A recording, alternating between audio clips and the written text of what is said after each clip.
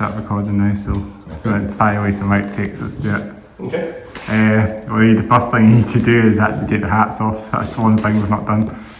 Hats off. Have to come off. Hats off. Yeah. Hats off. Hair down. Hats off. Hats are off. Hats off now. Hats off. There's not much hair to take down, but No, I've got even less. I've got the hair. I'm going to do something off the camera as well. Kind of. Something to take off the camera.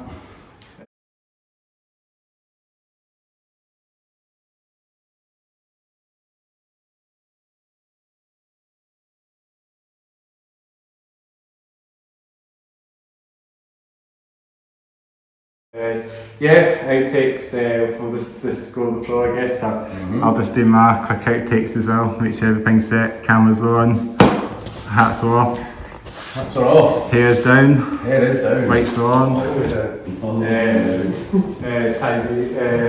shades are on. Shades on, yeah. I think Motorhead in the house, That's it. Tiberius in the house. The t-shirts. I went for Acidsaurus Bomb. I should have put that one. Great nickel band. You want to show that one, just have that on the podcast, that would be cool. Let's do it. I've done that. Acidsaurus Bomb. Acidsaurus Bomb. I can't mention the name, but they're great. Shout to the homies. yeah, So, t-shirt as well actually. so we got Tiberius, we got Acidsaurus Bomb, we got Motorhead in the house. That's a drip. I think we've just done our checks now. Coffees in the house, coffees as well. Is that Coke as well? Yeah. Yeah, everyone's got a bed reviews, kind of bed review check. I've not got mine, but we always get the odd bed review in the cafe, don't we? Yeah, sometimes. So I think we're ready to do our craft, or do you want to? We don't normally do the craft anymore. So We do. No, kind of just started getting you guys to introduce the band now. I don't even say the name of the podcast anymore. Oh, okay. I should actually, but kind of just let the band just do the thing, let the band just go through and just get flowing, you know what I mean? Okay, yeah, well, whatever you want to do. Yeah, Whatever. we're on episode 92, believe it or not. Now. 92 episodes. Yeah, 92 episodes. Amazing. We're nearly at 100 now, believe it or not. So it's a big number now, Yeah, that's a lot. I know, where does it go, So we do it for like two and a bit years now, so it's definitely getting a lot of bands on the bill now. There's bands going around, bands not from around the world, but around the UK now. Get the odd band from down south now coming on, touring bands. That's good. So so we've had you guys on before. Do you want to introduce yourselves to the band and what your roles in the band? Hello, I'm Chris from Exdestrier and I play bass and I sing. Hi, I'm Stu from Exdestrier and I play guitar. And Chris, with us at the Dance Okay Down podcast. We're on episode 92 now, believe it or not. So it's if I don't butcher it, it's Exdestrier 2.0, episode 2.0. So 2.0 episode. We've had a few bands on the podcast before, so it's good to get you guys back on again. Thanks for having us. Yeah, it's been good to get you guys on. How's things been since the last spoke? Things have been going very well. We're writing brand new material which we're due to start recording next weekend. Brilliant. And we're back, we're starting to gig again, so we've just played Legends and we're due to play there one more time for the foreseeable. Supporting Black Talon. That's with Disposable and Luxera. I think you guys are playing Legends with a band called, what they call the Northeastern bands, like doing those sludge bands. That was just the other week. There was a band called Pariah. There was Bed of Wasps, Razor Sharp, Death Blizzard, and who's the first band? AVL. Yeah. I was like getting names on that actually. EVL and that. Yeah, it was a good gig actually. It was a really good night. Pariah were pretty intense. Was it busy? Yeah, it was pretty good actually. It was pretty good turnout. Good time. couldn't make it to that one, but I heard about it. I heard you guys are training and all that, and heard EBL and etc. Those bands. So so good gig, I guess. That's one thing. And you said you guys are playing Black Talon next month, I believe. Yeah. The almighty Black Talon back together, back in the room again after a while now. I've not played for a while. I think it's the 9th or 10th. So the second Saturday of May. So yes, 10th of May. 10th of May. Legends. And Legends again. Yeah. That should be a good night. Black Talon and Disposable are both great. I haven't ever seen the other band, so I'm looking forward to catching them as well. But it should be a good night, you know. It should be great actually. It's good to see Black Talon back together again. They'll bring some old school thrash metal back in the house and stuff. I think it's what Sarah are playing as well, aren't they? Their headliner, I think, got Sarah or Black Talon, it's either those bands are headlining.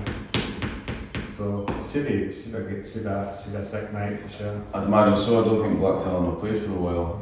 No, I do not. Yeah, big shout to those guys. Hit them up one day, they'll come on. It's the almighty Dave, the drummer as well. He plays in Analos and he plays in Endless Storm. Brilliant drummer, so he does some great stuff. So busy boy. Yeah. So it's good to see Talon back together, and we look forward to seeing them again. Yeah, we're just happy. Just happy to start gigging again. Yeah. Because I think I interviewed you guys in November last year. Was it? Yeah, that sounds about right. Yeah, just myself. Yeah, it was like the end of November. So. And since then, that was just before casting Sky Commit. Yeah, because I saw you guys at the. I was at the Christmas bash that Country put on end of last year. Oh yeah. That was a big guy. That was an old day, wasn't it? So there was so many bands in the bill that night as well. Yeah, I think that was our first gig. Well, it was my first gig with you guys, certainly. So first gig with a new lineup, and just looking forward to start playing live, whenever we can, really. Yeah, so you got any more gigs lined up apart from that one next month, or you got any more? Nothing lined up yet, or I think after this gig is done, our next priority will get in getting the 2 tunes recorded and getting them sent off for mixing and mastering. Yeah. And then probably be looking to play in again, I don't know, maybe like late summer or something. Probably late summer, yeah. Something like that, you know. That's to be fun. Yeah, I mean, I've said before, you know, always love playing. Legends is great, Bandman's obviously is great. I've probably played more gigs there than anyone else in Edinburgh. And I like the Banshee as well, good to be Sweatbox. It's always lightning in there, isn't it? All the time. Yeah, I can't imagine us getting asked to play the Usher Hall or anytime soon. So. Maybe one day. Maybe one day, yeah. Bell and Jeff will probably get you along one day because they're kind of grassroots sort of side, aren't they? Aye, maybe, you know. So, but I think after the gig, the priority was probably getting these new ones recorded. Right, get them out in the world. Yeah, I've seen I think I know some videos on YouTube and that. I think there's a guy that films a lot of sets in Edinburgh. I can't remember his name again, but Bruce Cowie, maybe. Yeah, he goes was he under the flip something? The Fudlip. The Fudlip. He does. His YouTube channel is the Fudlip. That's right. Yeah, he's got like tons of gigs on. There's like tons of gigs that he goes to. See all his videos. Yeah, I mean, every band on the UK on there. Bruce has been videoing bands in Edinburgh for a long time. Yeah. See one of the OGs pretty much. And he turns up, pays to get in, takes good quality photos and videos, uploads them all, and gives the band, credits the bands. Yeah, but a big shout out to him because I've watched his videos. He's done some cracking photos for us and various bands throughout the years, you know. So I watched his videos in that as well. Like there's some like proper metal stuff on there and hardcore stuff and all sorts mixture. Mm-hmm. I did pretty varied taste actually. I did a bit of that for a while too in my channel, my YouTube channel, Steam Headbanger. I'll leave that one in the description box. I did a few years videoing bands for a while, but then I stopped doing that. Okay. So that's why I haven't really posted anything in a while for a while on that channel. So that's my YouTube channel, Steam Headbanger. So if you want to check out some of your live gig stuff or your video game stuff, that's another channel I do in the background of things at the podcast. But not for a while. It's been a bit to one side at the moment, that channel, so. Oh well. Yeah. Maybe go back to it one day. Yeah, there's a few videos that I probably should put up there actually that I've not yet put up. I've just left them, I've got them on my device and that, so I'm ready to try and get them up. Something like that at some point, because they're just sitting there on one side, and I think if I don't put them up, I think they'll get. And maybe if I put them up in like 20 years' time, how would that fare? Who knows? Maybe Can't tell. they may be a bit nostalgic that this band are huge now or something, and this is like a really old day, sort of like grassroots gigs or something, you know? Yeah. Like 20 years ago, you never know, like something like that. You'd always just keep them on there and upload them at 20 years' time and see what happens. Yeah, can't hurt. Yeah, it can. I'm sure it can happen. Unless something happens, unless I lose the files in that period of time that I won't able to do that. But let's hope I can try and get them up sooner or later. I certainly still quite looking back occasionally at old videos of old bands that I was in and stuff, you know. So there's definitely something there for putting up. Yeah, stuff from back in the day, you know. Because I think you played in a band previously to what you are now, and you were in a band before, weren't you? I've played in bands for most of my life, to be honest. Played in bands for most of my life.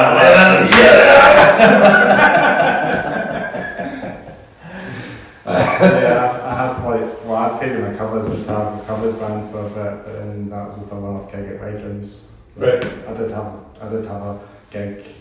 I played Metallica covers for a while, but then that kind of went to one side. Pandemic and that kind of put a spanner in the works and that. So it did for a lot of bands actually. So I decided just to do podcasting now since the end of it, and that's something that's just kind of stuck with now. Yeah. Try and get so many bands on this podcast. I'm not far from 100 episodes. I wonder if there's any idea I should do for my 100 episodes, because I'll be saying it to a few bands to get a band I've had on the first episode, or a band, maybe a big band or something. What do you think? Any things in mind? What do you think? What's it this way? Deathmatch in Little Car Park. Could do it. With the car park. I should do it in a car park. You know, just have it somewhere different in here, but. Yeah, or do it, maybe go to a gig and try and interview some of the bands that are playing at the gig, just quick, 5-minute interviews, but loads of them from the same just do it in one video or something. Yeah, who knows? Even do it in a skate park as well. Because I've been getting back into skateboarding again for a few weeks now, so it's been good. I've been getting back into that again, so I might be able to do some skateboarders now I think about it. No, that's cool. That'd be good. Bit of a change. Yeah, I mean, even just have them come on the podcast and sit for a while, just talk about it. That would be a good plan for the future episodes, skaters, and bands, maybe a few things I could try and potentially do, but we just can't wait. We just have to wait on that one. I'm sure you can come up with something. Yeah, we'll see what happens on the channel. So we can talk about a trip now. When I think about it, I'm working at Tiberius. I had these guys on my podcast recently, by the way. If you've checked that episode, Tiberius just been on this podcast. We've actually just been on it. Just with a funny humour and that, come on and have a bit of fun and really serious bands, basically good shows for sure. But brilliant bands. Saw them. Was it the Walmart thing earlier this year? I saw them quite recently. Just released the album as well. So Tiberius. Shout out to these guys. We had a good time having these guys on. Picked up the shirt from the Mets table as well. I like the colour scheme of the t-shirt. Cool shirt, right? It's a brilliant shirt, isn't it? Stands out a lot from a lot of other bands, you know. It's like party can a bit, eh? They have some bright t-shirts. Yeah. Actually kind of reminds you of the party wine biscuits, so the colours, the red, sort of reddy, greeny colours, because I'm not really, like the party wine biscuits, I don't know if you remember them, you probably do know what I'm talking about, but they have like multiple colours. They have like a yellow and a bit of red in the mix, you know. Right. Like party wines are kind of reminds you of what party wines would look like, you know, just multiple colours, bright colours, you know. Mm-hmm. Yeah, so shout out to Tiberius. I've had these guys on. I'll just quickly talk about my drip. I'm wearing these baggy Zara pants as well, so quite cool, quite comfortable, good for skateboarding as well. Mm-hmm. And I got my Vans skills, old school Outtakes. Nice.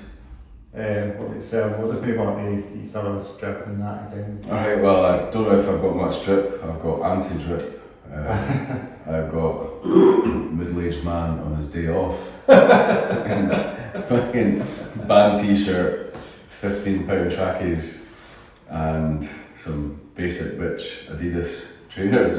So, don't know how much drip I've got, like. I'm just dressing for comfort these days, yeah. man, you know, just... Something's quite simple there. Comfort is key. Comfort is key. Yeah, I think that's me now because I'm getting more into the baggier stuff now. Yeah. I feel like now we're sort of baggier stuff is more comfortable than tight stuff, you know. It happens. Falling to the wayside and that now. That's it. Eh? Stuart, your drip. So my drip, I don't know that I have much drip either, to be honest, but I've got my Motorhead hoodie. I like the way it's got snaggle tooth zip things on it, like, yeah. You do headphones now as well. The Motorhead headphones? Yeah. I've not seen them or tried them. There's like a snaggle tooth on either side. I think so. Yeah, I had a pair of them. I still got them, but I think I've kind of parts now because they're wear and tearing on the sort of speaker. It's also coming out 1 year now, so the sound's only coming out 1 year, so it's not much good. Cable's kind of fucked on it, so Yeah. I'm not doing that for a while now. But they're great headphones, and I bought them. It's a Christmas gift a while back. They were brilliant. I'm glad I actually really like those headphones because they're good. Obviously, good for your metal. Yeah. That's it. So that's the bulk for that, aren't they? Mm-hmm. I don't know how you think so. I hope so. Maybe get another set. Yeah, I don't know if they. I don't know. I don't still make them. Got my Marshalls now to do the job. Nice. So I'll stick with my Marshall majors. I mean, obviously now the modern tech, now you're stuck with Bluetooth now on phones. You can't really have a cable jack now. I love that. I love having no cable for the headphones. Many times you get that blind rage when like your cable gets caught in a doorknob or something. Just as like a song kicks in, you're like, motherfucker. Just pulling your bus pass out your pocket and just ripping the cable out your phone. First world problems, of course. Of course. That happens. Definitely happens. I had a few headphones in the past, but definitely stick with my Marshall majors for now. I mean, they've had some quite violent, good sound, quality sound. Just stick them on. It's good for like loud banging metal. You know, Marshall's also quality stuff as well because of the amps and that. They've got quality headphones. So I'll give a shout to Marshall if you're listening. We're not sponsored by them, honestly. Yeah. Maybe you guys can. I'd happily take a sponsorship from Yeah. Marshall. Like. I think we're still talking about the trip still, aren't we? This is what we're doing in this podcast. Oh, we were. Yeah, so yeah, obviously my hoodie. I've got a pair of cheap £15 jeans, £5 t-shirt, and my trusty Etnies faders. Trusty Etnies faders. Well, every time they die, I just buy another pair because I like them. So I've worn the same type of faders for years and years and years. Old school. You skaters, proper old school skater shoes as well. Yeah. Yeah, not that I'm a skater at all. I've got absolutely zero balance. I just as soon as I get on a skateboard, I'm just instantly on my arse. So you see indie skaters wearing those shoes anymore. I've noticed a lot of them modern year now. You see a lot of them wearing Nikes and brands. I'm not seeing any skaters really walking out these big these. I don't know. It seems like it's just a change of trend now. Yeah. Because I don't see that many people walking around with these just the odd one. Feels like it's a sort of like original trend from maybe the sort of early 10s or mid-90s or something. Yeah, I wouldn't say I've necessarily got my finger on the pulse as far as fashion. Skate fashion. Got to try and get back into these. I do like those types of shoes. I mean, they're pretty dope. Seeing like old school Ekneys, like those ones, the original ones. Because I did have a pair of blue stack ones as well in the past, and they're very comfortable. Yeah, they are. They're good. They're good.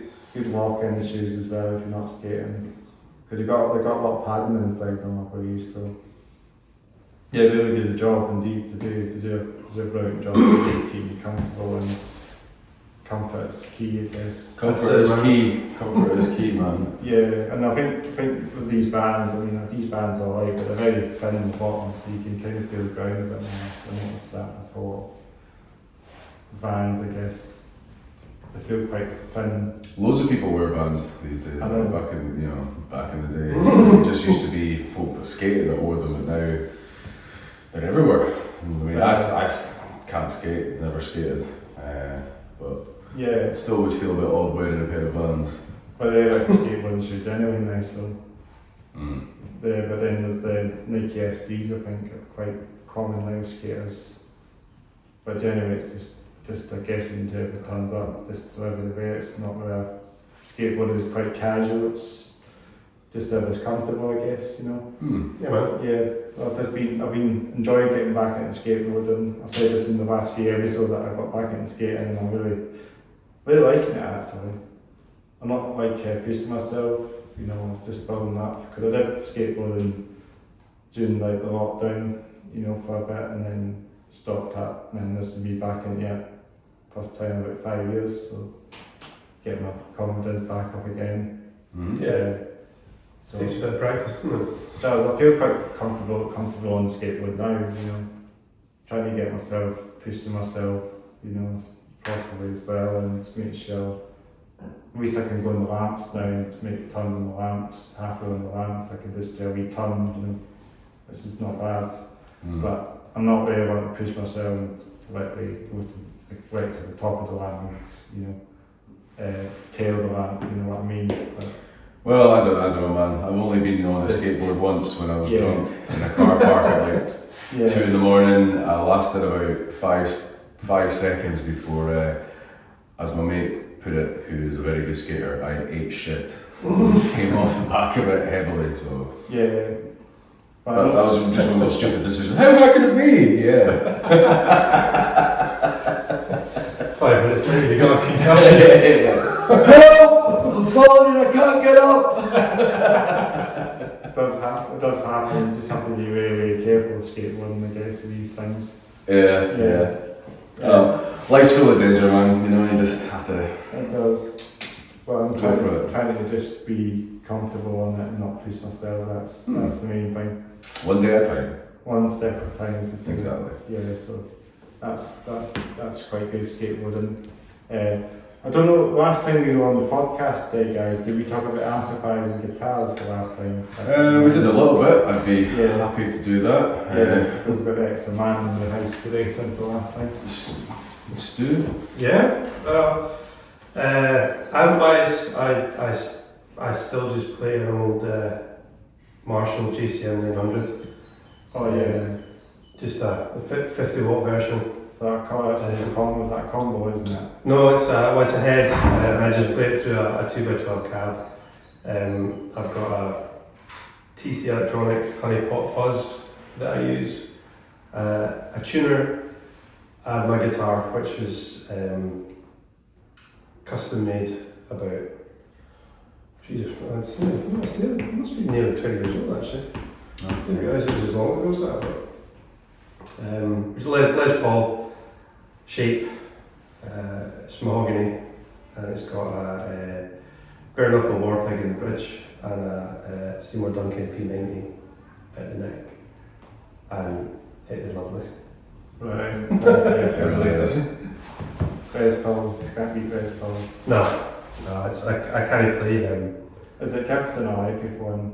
It's custom made. It wasn't made by one of the big brands. It was made by a guy called George who now lives over in Fife. Just in a nut shop. Yeah. Just like a low-key made guitar. It's quite unique because It's definitely unique. Heavy. Very, very heavy. I've probably seen it when you guys last played. It's probably maybe on one of the videos and that. You may well have, yeah. Yeah, I mean, I've pretty much played it at every gig I've played in the last 15 years. So yeah, you will have seen it. That's the job. Yeah, man, absolutely love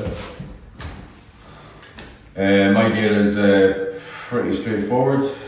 Just use a Fender P because that's my favourite type of bass ever, as basic as it gets, and they're great.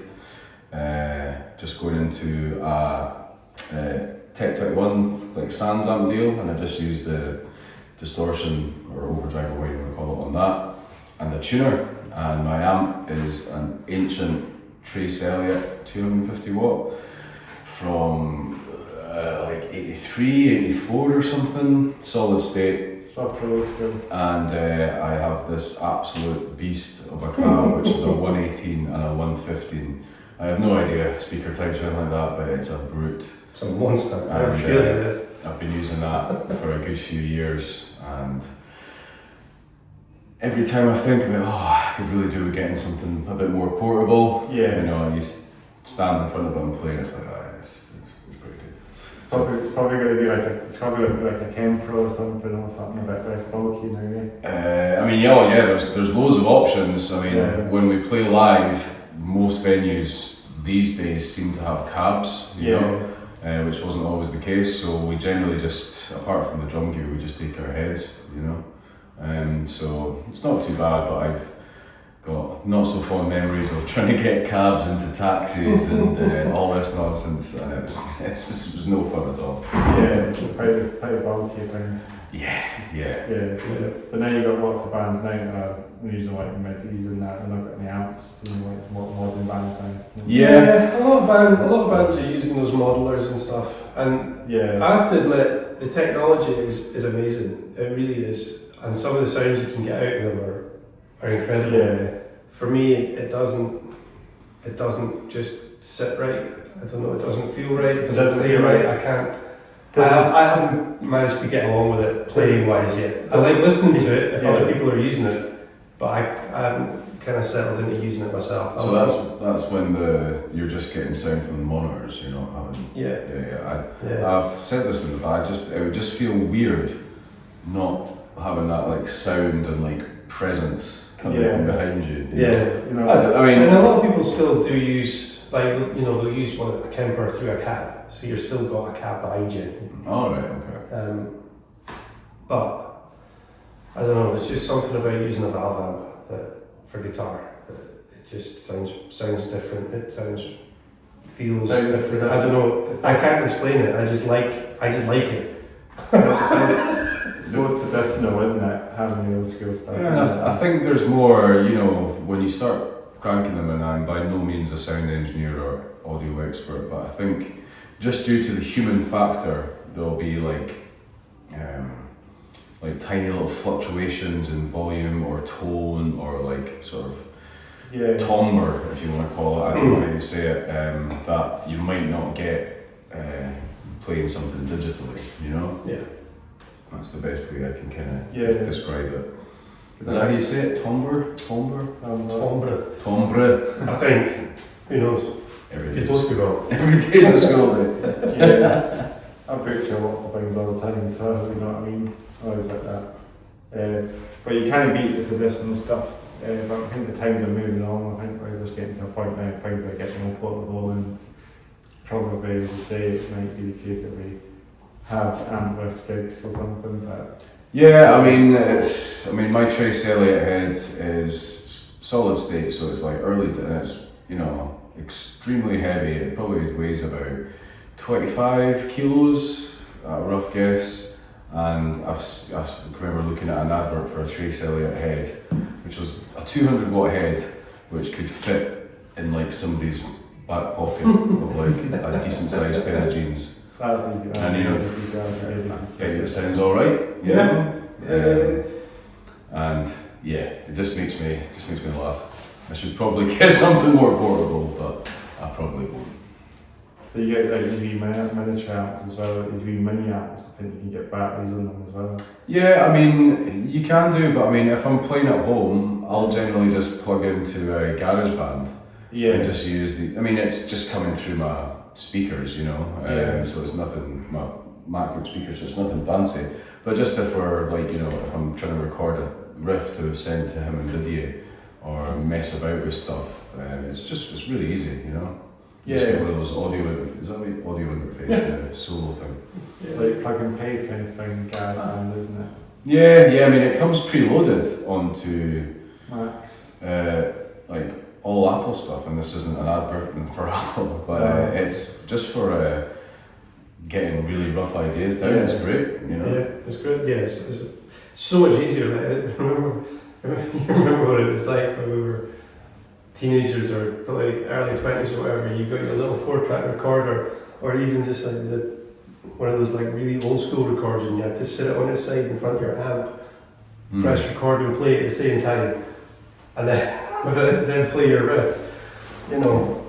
And then you have to wait till you see somebody to actually be like, oh, here's that tape with that new riff on it for you. Yeah, like it's like 3 weeks later. I mean, I remember when, like, you know, but it's still better than nothing, you know. I used to try and, before I had access to any decent stuff, I used to try and like hum riffs into my phone's dictaphone, like a voice recorder. And then you'd be checking stuff and you'd say, what's this?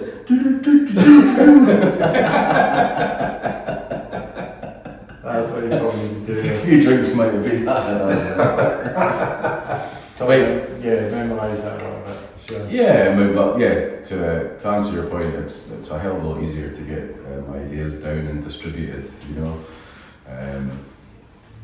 You know, we live. Well, he's about an hour and a half drive from mine, an hour and 15 minutes. Yeah. You know, so in the past you'd have to like travel out or whatever, but you know, can do a riff and he's got it like 30 seconds later. So it's really good for collaborative working. You can just send them over and email them and stuff like that kind of thing. We've got email and stuff, or we've got a band chat. We just bounce stuff back and forth. Again, it's just so much easier, you know. Because I think that's the case now. A lot of bands, maybe since the pandemic, a lot of bands have probably done a lot of home recording stuff and just take us over and try this. You know what I mean? Yeah, well, again, Stu will know better than me, but there's so much choice out there for recording software. You know, you can get some pretty decent sounding music from just a few kits. I can't speak. A few bits of kit. Yeah, there's loads of options, and you can do it for really, really cheap, like really cheap. Like this, like a third party one, like I said, one that's probably going to be like simple and probably not for use. Yeah, well, you can get the software for free. You know, there's a couple of very good options that you can get for free, and then, you know, less than £50 will get you a half decent wee interface to connect your guitar to your computer. And yes, that's you. Off you go. That's you know, you're done. Yeah. That's all you need, and it really is kind of accessible to everybody now. It's phenomenal. It's amazing, and the results you can get are so good. You know, in comparison to having the old tape recorder in front of your amp. Yeah. And you probably have to do it all the time. There must be a lot of money. There must be a lot of tape you used to get all tapes done. You know? I've done demos that haven't been mixed or mastered that still sound better than some albums I bought like 20 years ago. Yeah. You know, raw versions of the song. Yeah, or just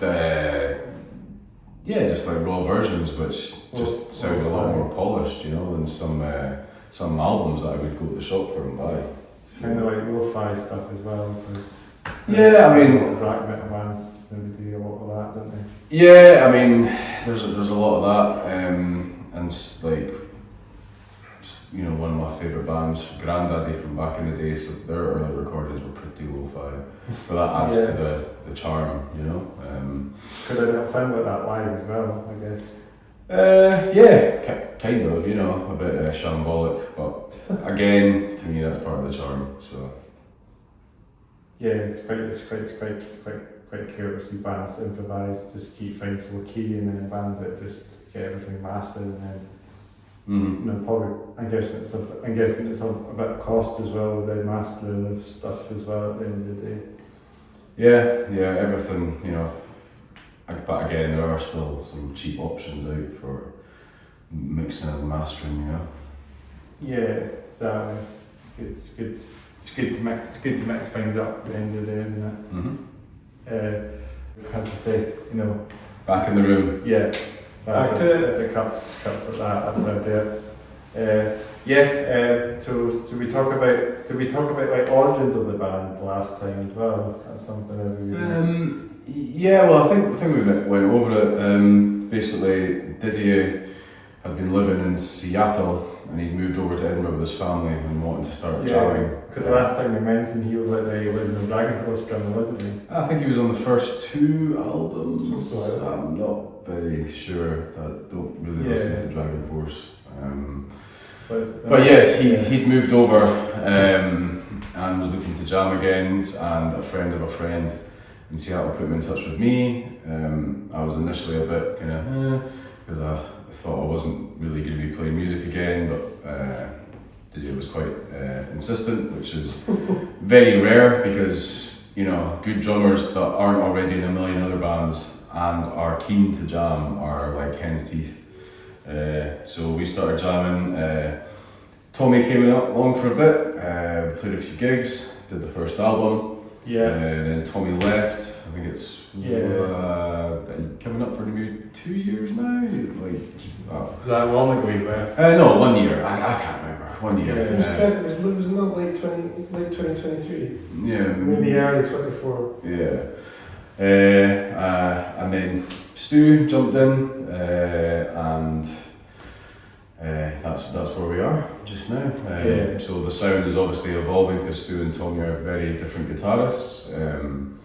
But we're pretty psyched with how it's heading just now. Yeah, right. It's very good.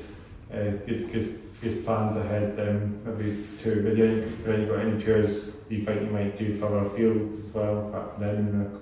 I mean, yeah, we're looking to hit the road, as they say. Well, it'd be good to do a wee tour. It's just obviously, I mean, it's pretty crap. But as you get older, there's just loads of stuff you have to juggle. You know, we all work full time. Stu and Didier have families. There's just stuff going on, you know. This motivation. Yeah, and let's not, you know, also it's expensive. Yeah. But yeah, we're always down to play further afield. Hopefully, we'll be getting outside Edinburgh by the end of the year. That's cool. Down south, maybe even Glasgow or up north. Just however, I guess. Yeah. Just, I mean, anywhere that wants us to play, really. Quite happy to travel and play anywhere. It's good fun playing gigs. You know, I hadn't played gigs for quite a while. Obviously stopped just before the pandemic. And then I hadn't played gigs until just the tail end of last year, so it was a good sort of 5 years or so. And I'd forgotten how much fun it really is. Me and Stu, it was really good. Me and Stu have played in bands in the past. I've been in 2 bands before this one. So yeah, we get on very well. We kind of got a pretty good understanding of where we both sit musically and how we can complement it, and dare I say it's progressed a wee bit since we were in a band last. Definitely a lot more thought getting put into the definitely writing process. Certainly. In the last band, obviously, we were in together. I was playing the drums, which was a little bit different. But the last band that we played guitar and bass in respectively together was definitely a bit different musically from this one. Like party stoner rock, I guess. yeah. Something like that. Yeah. But yeah, you're right. There's definitely a little bit more care and attention to detail with the newer stuff that we're doing, I would say. Yeah, that's good then. Do you know any honourable names for the bands or? The previous bands? Yeah, previous bands. So the very first band with Stu on guitar was the Tyrant Lizard Kings. Yeah. And the other band with Stu on drums, which also had Tommy on guitar, was Jackal-Headed Guard of the Dead, which was an instrumental doom metal band. Don't know if I've heard of you guys actually. I think you can still find the stuff online. It was probably a good while. Tyrants was a good few years ago now. It's been 15 years since we stopped that band. Yeah, about 15 years ago. So it was a long time. And Jackal-Headed kind of continued from then for another 3 or 4 years, something like that. And then that kind of tailed off as well. And then you started playing in Garida? I was playing for Garida from probably about 2012 till well, we never officially split up, we just kind of stopped doing stuff. Okay. We just stopped jamming and stopped writing and we just stopped Garida might be up for doing a podcast sometime. Well, no, never can tell. Never can tell. Never say never. Shout out to Garida, the Garida guys. We should do a bit of musical chairs. Do you fancy a bit of musical chairs? Swap around, what do you think? What, you want to swap chairs? Yeah, I'm going to sit on this side. Yeah, sure, yeah. Well, I'll swap to that chair then, and then Stu, you can swap to this chair. I'll go. I'll go now. Let's go. Let's do it. Alright. Here we go. Sorry. Beautiful. So we did different band members now, we're sitting on different seats. I am now. You're the questioner. Oh, okay. Yeah, I'm the question. And it's Julian. Don't know how to do the accents and that, like we could always change like our accents and just have different accents, you know, like if we talk like, you can talk like me, I can talk like Stu, you know what I mean? Yeah, quite hard to do that. I've never been very good at impressions. Yeah. Quite hard to do them guys. I'm not quite sure where this is going. Me neither, but I like it. This is what we do, just quite low key, the podcast day, we just go with bronies, really. Oh yeah, sure. That's how easy it is. Low key is good. Yeah, because I don't think there's that many podcasts that do things like mine's obviously. This one obviously does because it's very low key. There's a lot of bands always down for doing podcasts and it's doing pretty well, you know. And it's nice and simple because that's what a podcast should be. Yeah. It's not like I do it like I'm a permanent place that I can have my own banner, you know. But I'd always consider it would be cool to have like an own base, you know, like a home base that I can just set up and have everything by on the doorstep, you know what I mean? Have everything ready and set, and guys can walk up and just, you know, just chat and whatever they want. You know, like some of these podcasts just have their own setup, you know, at home and that, or like a studio, you know. Yeah. Sometimes I watch the Gaza podcast as well. It's the guitarist from Suicide Silence. He does a great podcast as well. Okay, I've not seen it. Yeah, it's a big podcast and then you get some big names on there actually. I watch his podcast. He's had a few names. But it's quite cool to actually see bands doing that. Metal bands getting out there and doing podcasting, you know, because it definitely needs to be out there a lot more. Yeah, I mean, I think there's definitely some good content out there, but it just seems there's just almost too much of it, and there's definitely some podcasts that don't need to be podcasts. There's some boring old tripe out there, you know, and I don't know that necessarily everybody with an opinion needs to have their. Oh, here's my thoughts on the matter. And there's always lots of podcasts out there. They always talk, you know, other things, you know, things. Just whenever, you know, everybody just has their own opinions on their podcast, you know, sort of thing, you know. Just like any podcast you watch, you know, on YouTube, just general, there's always something that they throw out the wayside, and they don't like it, or something happens and they don't appreciate it, you know. sort of like that as well. But just general, I think podcasting is a big thing now, and just nowadays it's a bigger thing, growing thing on the social media things, YouTube. Yeah, it's definitely getting a lot bigger. It's kind of the preferred format for a lot of people, actually. Yeah, definitely. But I don't know. I'm not entirely keen on a lot of podcasts. I think I'm with you. I've listened to a couple like crime ones, like serial killers or that, or like spooky stuff.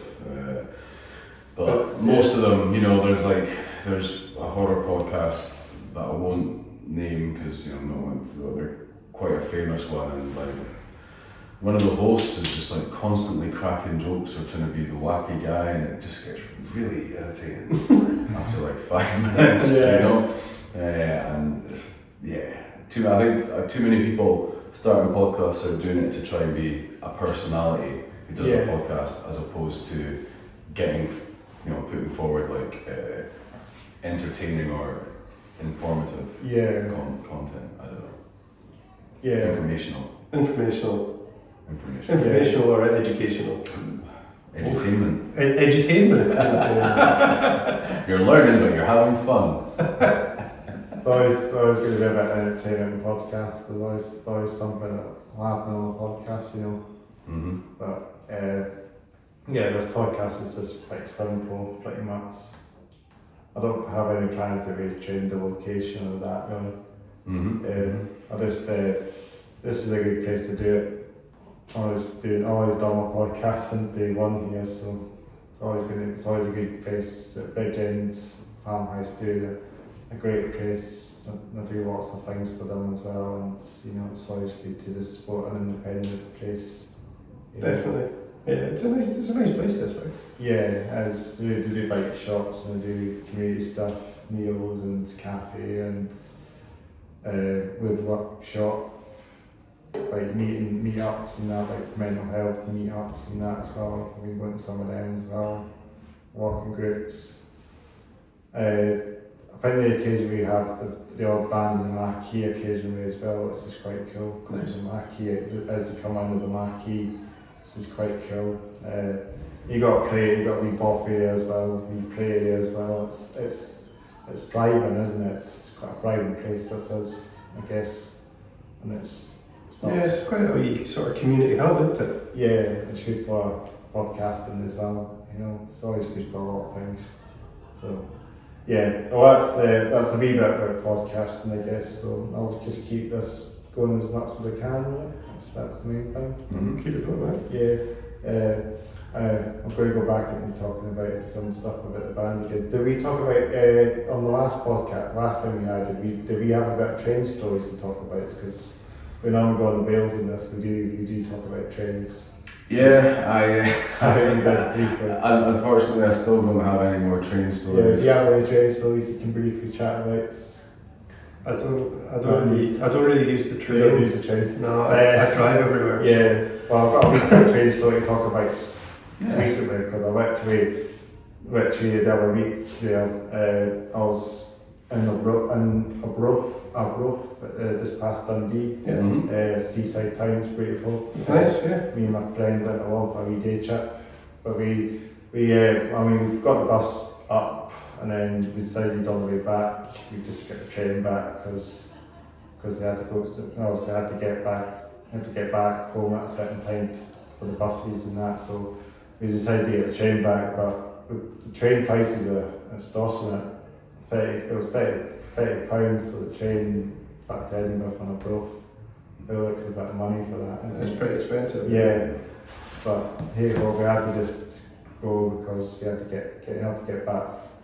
There's also you had to get back for a certain bus, so that's what happened. So we had to get back for a certain bus. So to get back for my friend to get back to these days, he has to get back for a certain bus. So that's the reason why I got the train back. So that was it's a bit awkward, the trains. The prices of trains are a bit extortionate. So I think I think if you were going to be on the machines, for example, the machines are probably a bit more expensive than paying online. So if you book online, maybe you get a cheaper deal, but you just can't tell. But yeah, there's always a bit of a train story to talk about, and there's one for you. So a bit of an expensive train fare to get back to Edinburgh from Abroad. Sounds it, yeah. But maybe because it's one of the premium trains we got on Scotland trains, it's one of the more premium trains. It's not like one of the standalone trains that are a bit shorter. It's one of the more fancier trains. So maybe that's probably why. It's the Aberdeen train, so it probably came from Aberdeen. It's one of the, I think it's Intercity City one, so that's more the premium trains, so probably saying that, you know, a bit more money on them, a bit more fancy and a bit more modern, and yeah, they're nice trains when I went on them, really nice trains, a lot quieter. Because the train, some of the trains you get on, you hear the engine on them, and it's a bit distracting. And this train is super quiet, super chilled on it. Yeah, you can actually fall asleep on it and doze off it. That's how quiet. That's how it felt. That's how you miss your stop though. Yeah, I know. But it was going to Edinburgh anyway, so thankfully it would tell me. But then it might go back to the depot, so you kind of want to get off the train before it stops. But there you go, bit of a train story there. Yeah, good one. Yeah, good wee train story to chat about. A few things, a couple of things we could chat about before we maybe round the podcast up, I guess. Anything we should chat about? Just trying to think what we should chat about. Maybe other things. Anything in mind? Like I say, we've got that gig coming up at Legends on the 10th of next month. Yeah, that should be good. Supporting Black Talon. I think it's our headlining that night. Pretty certain it's Black Talon. It will be. Let's say we're on that. Yeah, I think they're on it. I think they're on first. But they're quite an old school thrash metal band as well, so it's good to see old school thrash metal. Yeah, we're definitely going to be the odd one out on that particular gig, because there's three thrash bands and us. You're not thrash. Not at all. No. We have some fast bits, but not compared to. Not that fast. Not that fast. Yeah, it's relatively fast. You do have Onslaught playing as well at some point. The rate of this month, you got Onslaught as well playing in the Mash. Is it the Mash House they're playing? Onslaught, the old school thrash metal band. Oh, okay. Apparently playing Edinburgh. I think that's Sarah on the bill as well. I see them going around quite a bit now, so let's say I've seen it be popping around a bit more than I think. So I'll shout to Let's Say if you're listening in, old school brass, we need to hit these guys up and get them on the pod. So I think they're getting out there a bit more.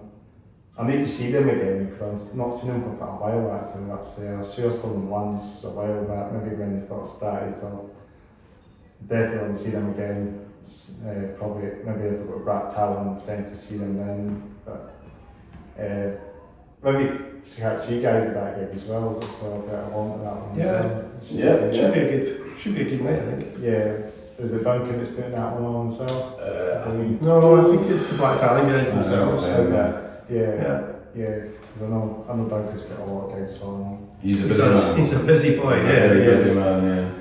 I know that as we're recording this, the band called King Abyss that are playing this evening. Shout out to King Abyss, they're playing this evening. Well, it's already happened this gig, but King Abyss, they're playing at Legends tonight, so I'll see if we along to that. There's a few other bands in the bill as well. There's Kakihara as well. They're playing. I think there's a few other names. There's this Cumbrian death metal band as well playing. And you've got this Glasgow thrash band called, I think they pronounce themselves, it's like a German kind of name, that Dupo or something. I don't know if I'll butcher that. Dupo or something. It's a kind of German name, German place nation. Not sure. Yeah, this other band they're playing tonight as well. So I think there's five bands in the bill actually. I think on tonight's gig. So it should be a full house tonight. It's quite common that, eh?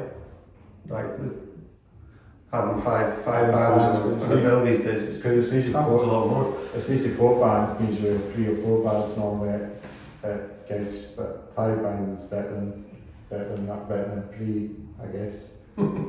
But it's good to see. It'd be good to see more bands. That's the way. Because you know, if you were like gigs in Glasgow, you only get 2 bands.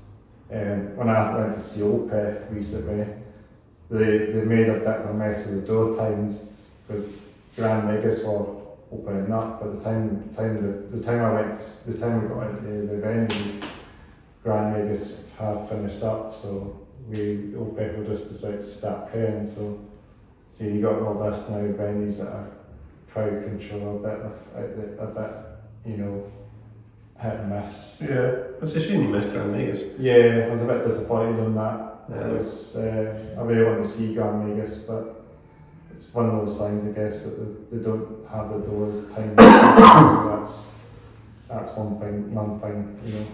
They'll be back probably, but yeah, sure they will. yeah, it's one of those gigs. It happens, I guess. But Opeth were brilliant. Apart from that, Opeth were the main band to see. Yeah, they're absolutely amazing. So, did you guys get Opeth? No. Okay. Yeah, that was brilliant. Absolutely brilliant. Me and my pal went there for the night, which is good. I said it on a few podcasts ago, but it's good to just say it again. But yeah, I think it's been brilliant to get you guys back on the podcast. Yeah, thanks for having us. Yeah, absolutely. Pleasure to be here. Have a wee chat where you can check your music and social media links, so any of you know, check you guys out. Yeah, well, we're on Spotify, Apple Music, YouTube Music, Bandcamp, most of the usual places. And like I said, we're just starting to record new stuff, new material starting next weekend. Just recording it ourselves and then sending it off to be mixed and mastered. So yeah, we should have some new music out summer-ish. Yeah, about say 6 months or something. Yeah. About then. Yeah. So yeah, stay tuned. Brilliant stuff, guys. Anywhere else you can check the music? Spotify, I guess, and all your other social links, I guess. Yeah, Bandcamp and all that, and we'll. You have a link tree probably that you can, a link tree. Yeah, I can send it to you. Yeah, that would make sense as well. So link tree, all that. That seems to be the thing that you can put all your links on that, but that's what it's called, that. But it's been a real pleasure to get you guys back on this podcast again. Yeah, thanks for Nice to meet us. you. Yeah, it's good to see you. We'll do a fist bumps. Thanks, man. It's been good. I should do a better one, that's it. There you go. I need a hard one. That's it. Bit hard. But yeah, really good to get you guys on. I'll do then as I walk up the camera, I'll just say peace out. This is my new saying. Peace out, guys. Peace out. Peace out. Signing off now.